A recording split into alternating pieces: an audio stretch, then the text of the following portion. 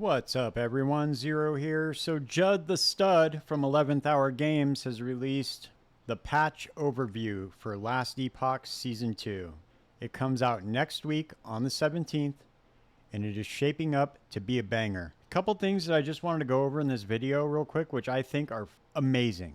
The major thing is the change to legendary potential. Now when you are crafting your legendaries, you can actually select a guaranteed affix, which is absolutely incredible. So if you have a tier 2, I believe the way that it works is if you have an LP2 or greater, you are allowed to select one guaranteed affix. As long as the dungeon that you do is at least tier 2.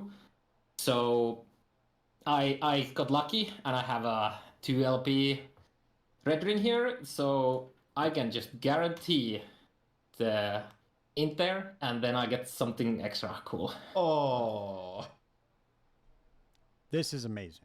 So many times I've killed Jolra just to trash an LP3 item or an LP2 item. So this is amazing because it'll actually give you a chance to pick the affix that you're really trying to get, and then everything else is just butter. Obviously, it's still going to be RNG for the other affixes, but this is a really, really good change. The next thing is the idol crafting, which looks really, really cool. So if you have a class-specific idol, once you complete one of the new areas that's in the game, I believe they're cemeteries, then you are able to use this crafting bench, essentially is what it is, and it allows you to enchant a class-specific item, and it'll give you a guaranteed affix. And then it also adds Weaver's Touch, which is just like Weaver's Will. So not only does it give you that additional affix on the idol, it will put Weaver's Touch on there so that you can gain extra affixes on the item as you kill enemies. So the next one is set item crafting. This system looks amazing. What you do is you put all your set items in there, and it gives you affix shards, just like when you pick up affix shards just in a regular echo. And you can actually craft these set modifiers onto an exalted item, and it actually makes that item the set item. Manually, but there we go. Shift, that's the button. And then, again, we see a couple uses, so you can just fill this up, and then you do that, we get the really cool stuff here, and we have a bunch of affixes on the ground. And each of these affixes, so they have their name, like this is Corsair's Blood Cowl. So this is only going to work on helmets. And we can probably craft maybe some set items. Maybe I'll show you some. Okay, I see Shattered Lance. yeah. I saw 2 instant. Oh, wow. A lot of Shattered Lance.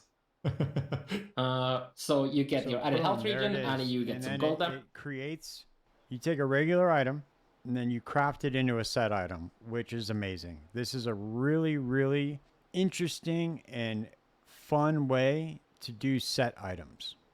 And now they're going to be adding more and more sets into the game and altering the ones that are in the game to buff them so that they're going to be better, because there's a lot of ones that are just useless. But this makes it 10 times better. This means that you can have just your regular items that you would normally have on your character, except you can craft the set affixes onto them, and then you get the set bonuses on top of just having your regular items equipped. So this is incredible. The final thing I want to touch on is the Weaver tree. This is going to work just like the Atlas passive tree does in Path of Exile. And so this is going to allow you to target farm specific things, juice your maps a certain way. Like this one right here says loot lizards in your echoes always drop a unique item, and they have double the chance to drop their tail. They have these really cool slots on the tree, like this one right here, where you place an armor or jewelry into the place an armor or jewelry item to imprint it in this slot to have a chance to drop a pile of similar items as an extra reward when you receive echo rewards. Badass. The systems that these guys come up with are insane. These guys deserve nothing but props, man. I'm very, very impressed with this update. Pop back over to here to Judd's video, and he goes over the Weaver tree just like in the podcast. He also goes over a lot of the Sentinel rework. They're reworking a lot of the skills to make them more viable. The javelin rework looks badass. But at a baseline, now examples include multi-strike that has been given more support to deal single target damage by allowing additional swords to hit the same target. Vengeance has been updated to include conversions to both fire. Most Sentinel of Hope now automatically your original location. Guard is receiving some additions, like a passive allowing them to wield a two-handed weapon and a shield at the same entire dungeon. Please, don't test this as a hardcore character. It will not save you. In Season 2, the Sentinel class is receiving a ton of updates, from small adjustments to skills to fully reworking others. Paladin and Void Knight are receiving major overhauls to their mastery passive trees, and Forge Guard is receiving some additions, like a passive allowing them to wield a two-handed weapon and a shield at the same time. Volatile Reversal has been completely reworked, including a brand new skill tree. By default, it is now a combo traversal skill, where the first use of the skill sends you forward in time to a location to strike enemies in an area, while the second use sends you back in time to your original location, once again striking enemies in that area. You can build for melee or spell damage, and the tree offers some great interaction with other skills like Devouring Orb. We've renamed Sigils of Hope to Symbols of Hope to free up the term for the planned skill sigil system coming later, and have updated its functionality. Symbols of Hope now automatically generate symbols for you, meaning no spending mana or stopping to cast it. Actively using the ability now consumes the symbols to grant ward and temporary damage reduction. Devouring Orb at a baseline now also deals void damage over time in an area around it, and these damaging areas can stack. Its skill tree has been updated with cool new possibilities, including a node that instantly casts it for you whenever you move. No more numlock needed, and no more getting interrupted every time it casts. Nice.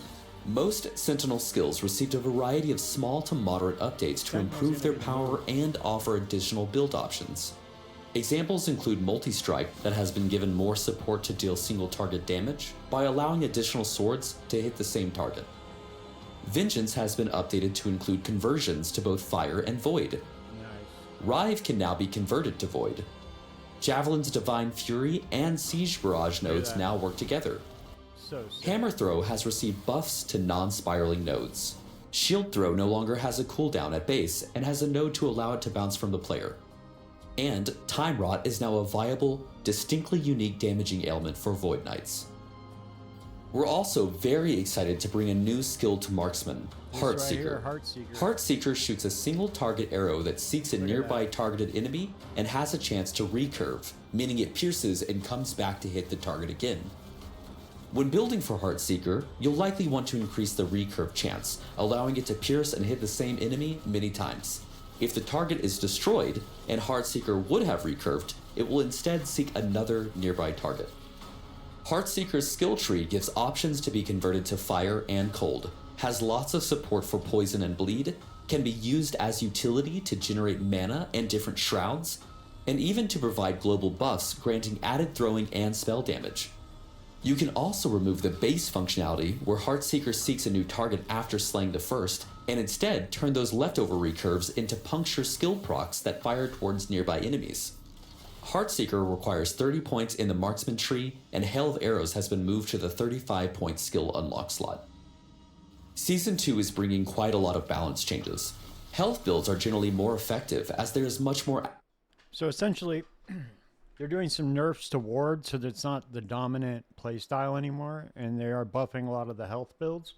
All in all, this season looks like it's going to be a banger. They're adding like 8 different ways to craft the items that are new.